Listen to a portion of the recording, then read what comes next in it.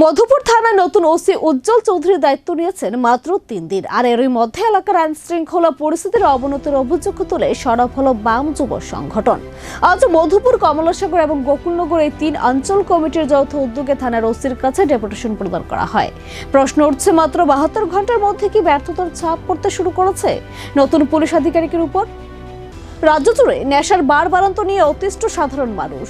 সেই তালিকায় পিছিয়ে নেই কমলাসাগর বিধানসভাও। দিন দিন বাড়ছে গৃহস্থ হিংসা ও অপরাধমূলক কর্মকাণ্ড। আজ এই প্রতিবাদে মধুপুর থানার নবাগত ওসি উজ্জ্বল চৌধুরীর সঙ্গে দেখা করেন ডিওয়াইএফআই নেতৃত্ব। উপস্থিত ছিলেন বিভাগীয় কমিটির হিরণময় নারায়ণ দেবনাথ, বিশালগড় সম্পাদক মণ্ডলীর সদস্য রাজেশ দত্ত ও গোপাল দেব সহ অন্যান্য নেতৃত্বরা। ডেপুটেশনে আসা প্রতিনিধিদের দাবি, এলাকায় রাজনৈতিক সন্ত্রাস রোধে পুলিশকে নিরপেক্ষ ভূমিকা পালন করতে হবে। বিশেষ করে ছাত্রী ও যুবতীদের নিরাপত্তা সুনিশ্চিত করার দাবি তোলা হয়। পাশাপাশি সামনে মাধ্যমিক ও উচ্চ মাধ্যমিক পরীক্ষা, অথচ গভীর রাত পর্যন্ত মেলা, জলসার, ডিজের দৌরাত্ম্য থামছে না। পরীক্ষার্থীদের স্বার্থে এই বিষয়ে প্রশাসনকে অগ্রণী ভূমিকা নেওয়ার আবেদন জানিয়েছেন বাম যুব নেতারা। তবে সবচেয়ে বড় আলোচনার বিষয় হয়ে দাঁড়িয়েছে নতুন ওসির কার্যকাল। মাত্র 3 দিন আগে দায়িত্ব নেওয়া এক অফিসারের বিরুদ্ধে কেন এত দ্রুত সরব হতে হলো? স্থানীয়দের একাংশের মনে এই প্রশ্ন দানা বাঁধাচ্ছে। তবে কি পুলিশি নিষ্ক্রিয়তা চরমে পৌঁছেছে, নাকি এর পেছনে রয়েছে অন্য কোনো কারণ? এখন দেখার বাম যুব সংগঠনের এই ডেপুটেশনের পর মধুপুর থানার নতুন ওসি এলাকার নেশা অপরাধ দমনে কতটা কঠোর পদক্ষেপ গ্রহণ করে।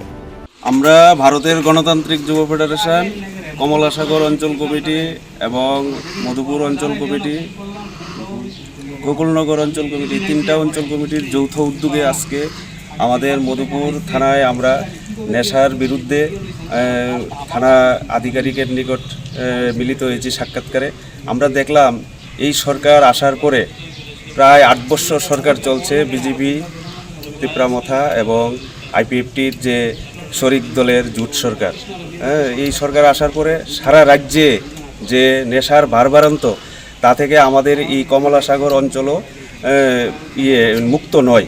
এই সময়ের মধ্যে আমরা দেখছি যে উঠতি বয়সের যুবকরা কিভাবে নেশাগ্রস্ত হয়ে তাদের পরিবারটা পর্যন্ত ধ্বংসের পথে।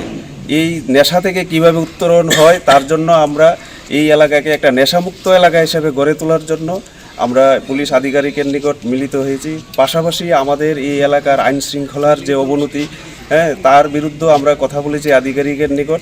মোটামুটি এই এলাকাকে একটা স্বচ্ছ নেশামুক্ত এলাকা এবং আমাদের যে যাতে গণতান্ত্রিক প্রক্রিয়ায় যাতে এই এলাকায় বিরোধী দল সহ সমস্ত দলের যে গণতান্ত্রিক প্রক্রিয়াগুলি চলতে পারে, তার জন্য আমরা আজকে এর নিকট আধিকারিকের নিকট কথা বলেছি এবং উনি আমাদেরকে আশ্বস্ত করেছেন যে নেশার বিরুদ্ধে উনি কঠোর ব্যবস্থা গ্রহণ করবেন। এবং আমরা দেখলাম এই সময়ের মধ্যে রাজ্যে পরীক্ষা শুরু হয়েছে, মাধ্যমিক এবং উচ্চ মাধ্যমিক। এই সময়ের মধ্যে বিভিন্ন জায়গায় উচ্চস্বরে মাইক বাজছে, ডিজে বাজছে, উদ্দাম নৃত্য করছে এক শ্রেণীর উচ্ছৃঙ্খল যুবক। এর বিরুদ্ধে যাতে পুলিশ প্রশাসন কঠোর ব্যবস্থা গ্রহণ করে, তার জন্য আমরা ওনাকে বলেছি। Jene regnai senana ni bagoi khuteng bakha ulobe continue tongnai. Bai kene jene health sector jene limited fund jotun saimano hiaba jeng